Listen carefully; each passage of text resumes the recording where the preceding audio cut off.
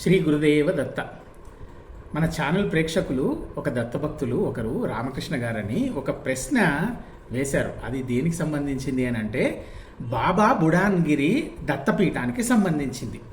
ఇది చరిత్ర ప్రకారంగా 10వ శతాబ్దం నాటిది. అయితే వారు అడిగారు, ఏమని అడుగుతున్నారంటే, ఒక స్మాల్ క్వశ్చన్ అండి. మీరు చెప్పారు కదా బాబా బుడాన్ పర్షియా నుంచి వచ్చారని, అది కంప్లీట్లీ ఒక డెజర్ట్ ప్లేస్ కదా. ఒక డెజర్ట్ ప్లేస్ నుంచి అంటే ఒక ఎడారి ప్రాంతం నుండి వచ్చిన వ్యక్తి కాఫీ బీజాన్ని ఎలాగండి తీసుకొచ్చి చిక్కమగళూరులో ఈ ప్రాంతంలో నాటి ఉంటారు అని.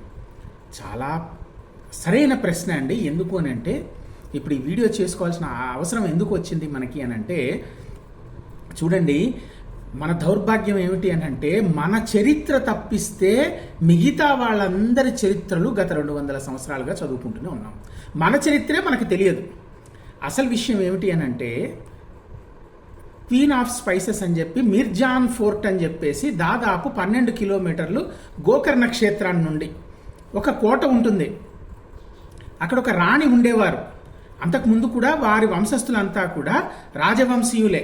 వీరు ఏం చేసేవారండి అని అంటే, దాదాపు కొన్ని 100 సంవత్సరాలుగా కూడా ఈ కోట రాకముందు నుంచి కూడాను, ఈ మిర్జాన్ ఫోర్ట్ అనేది రాకముందు నుంచి కూడాను ఈ షిమోగా, చిక్కమగళూరు, ఉత్తర కన్నడ, దక్షిణ కన్నడ జిల్లాలు, వయనాడు ప్రాంతము, ఈ మంగళూరు ప్రాంతం, ఇదంతా కూడా చక్కటి స్పైసెస్ అండి. స్పైసెస్ అంటే ఈ దాల్చిన చెక్క, తర్వాత యాలకులు, లవంగాలు, మిరియాలు, ఇవన్నీ పంట. ఎందుకంటే నేను కొన్ని 100 సార్లు వెళ్ళాను. నేను ఆల్మోస్ట్ నెలకొకసారో 2 నెలలకొకసారో నేను వెళ్తూ ఉంటాను ఆ ప్రాంతానికి. కాబట్టి చెప్తున్నాను మీకు, ఎక్కడా లేనటువంటి మంచి క్వాలిటీ అక్కడ పండించడం జరుగుతుంది. ఇవన్నీ కూడా ఎప్పటి నుండో కొన్ని 100 సంవత్సరాలుగా ఈ పర్షియా అంటే ఏమిటండి? ఈనాటి ఇరాను, కొంత భాగం ఈనాటి ఆఫ్ఘనిస్తాన్, ఈ వ్యాపార నిమిత్తము మీ భాషలో చెప్పాలంటే ఎక్స్పోర్ట్ అయ్యేది. ఎక్కడ? స్పెయిన్ దాకా కూడా. ఎలా? ఇప్పుడు ఈ గల్ఫ్ ఆఫ్ ఒమాన్ అంటున్నారంటే ఈ గల్ఫ్ దేశాల మీదుగా, అలా అరబ్ దేశాల మీదుగా, అలా అదంతా కూడా వాణిజ్యం జరిగేది. ఇవన్నీ కూడా అఖండ భారతం కింద ఉండేది. అందుకే కదండి మహాభారతంలో గాంధారి ఎవరండి? గాంధారి ఆ పర్షియా ప్రదేశం, అక్కడంతా ఆఫ్ఘనిస్తాన్, అక్కడి రాకుమారి కదా.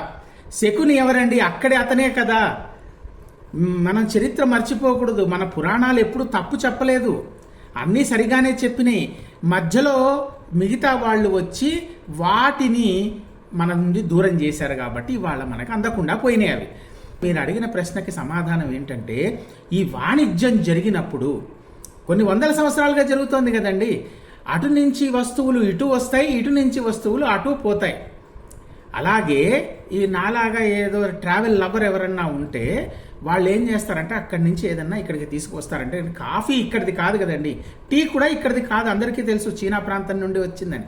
అలాగే ఈ ట్రావెల్ లవరు వచ్చేటప్పుడు ఒక బీజం పట్టుకొచ్చాడు. అది మాత్రం పర్షియా ప్రాంతంలో ఎక్కడి నుంచి వచ్చిందండి? అక్కడి నుంచి ఈ వాణిజ్య నిమిత్తం వెళ్ళిన నౌకలు వచ్చేటప్పుడు ఏదో ఒకటి పట్టుకొస్తారు కదా. రామకృష్ణ గారు, మీరు అడిగిన ప్రశ్నకు సమాధానం దొరికిందని అనుకుంటున్నాను. ఈ చరిత్రను పక్కకు పెడితే బాబా బుడాన్ దత్తపీఠం దివ్యమైన దత్తపీఠం గుహలో ఉంటుంది. వెళ్ళి దర్శనం చేసుకురండి అవకాశం చిక్కినప్పుడు. అమృతధార వాటర్ ఫాల్స్ ఉంటుంది అక్కడ. అది దాంట్లో స్నానం చేస్తే ఎటువంటి రోగాలు కూడా నశిస్తాయని అంటారు. కాబట్టి అవకాశం చూసుకొని మీరు కూడా వెళ్ళిరండి. అవధూత చింతన శ్రీ గురుదేవ దత్త.